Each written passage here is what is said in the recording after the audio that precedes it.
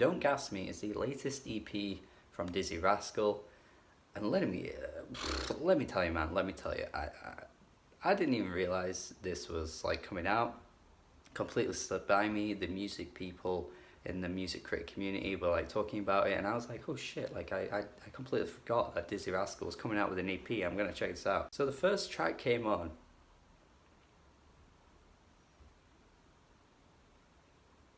And my god.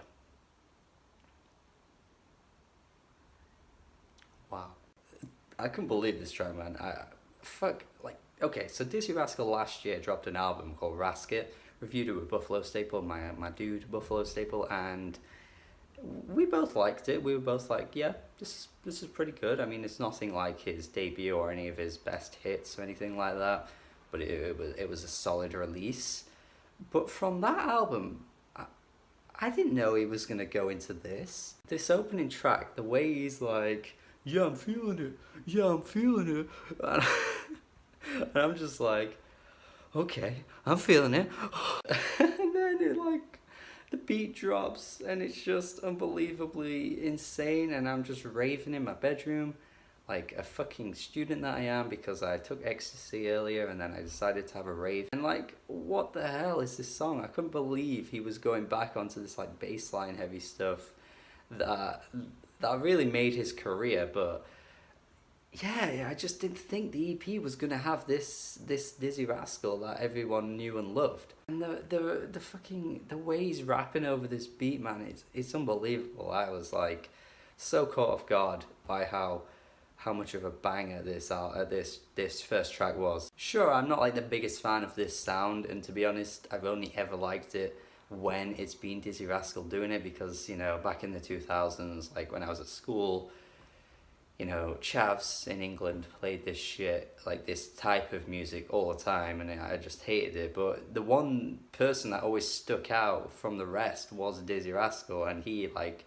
managed to have #1 hits doing this sound, and he always made it really fun. And he's back like friggin' over 10 years later, bringing the sound back, and he still sounds as energetic, as fun, as wild as he did in like 2007 or some shit. It's crazy because like this was quite a prominent sound back in the 2000s, you know. Every so often there would be like a charting song that had this like bassline heavy sound that would be like a top 10 hit, but this sound isn't prominent anymore, and yet, you know, he's still doing it. And it's a real shame because he's not really going to get much success from this, because he's not really a big talking point in the mainstream public eye anymore. It's essentially bassline revivalism.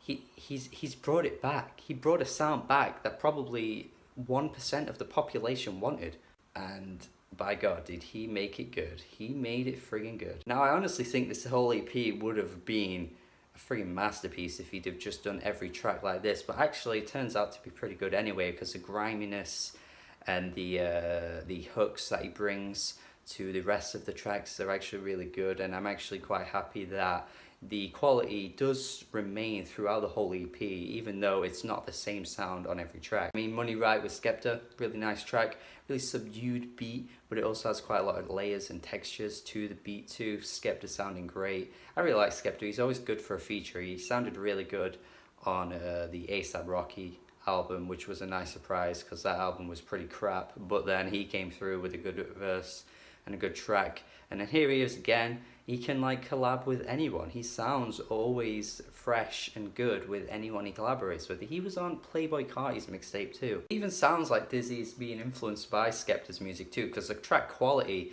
totally reminds me of something that would have been on Konnichiwa as well. Like, it's got that kind of like pop sensibility about it, but also like the beat is pretty popping as well. I mean, sure, the lyrics on the chorus are pretty weak. I mean, he's talking about like algebra and I'm not no square, or whatever he says. It's just a bit like, yeah, you're stretching your analogy a little bit too much here, but at least he sounds really good on the track. Better than he did on any track on Raskit, to be honest. Like I said, I liked Raskit at the time, but honestly, in hindsight, that album was actually kind of mid in comparison to what he's actually been able to give us here. I didn't realise he would go on to create a lot of great bangers on a 5-track EP. That bassline influence comes back on the last song as well, which was really nice to kind of have it like, you know, sort of bookending the EP. You know, one track comes through like it starts off with a fire as hell banger, then it ends off that way as well. I mean, Pattern and Vibes, the last track on this EP, is easily the second best track here. The way he's rhyming on the beat, it's like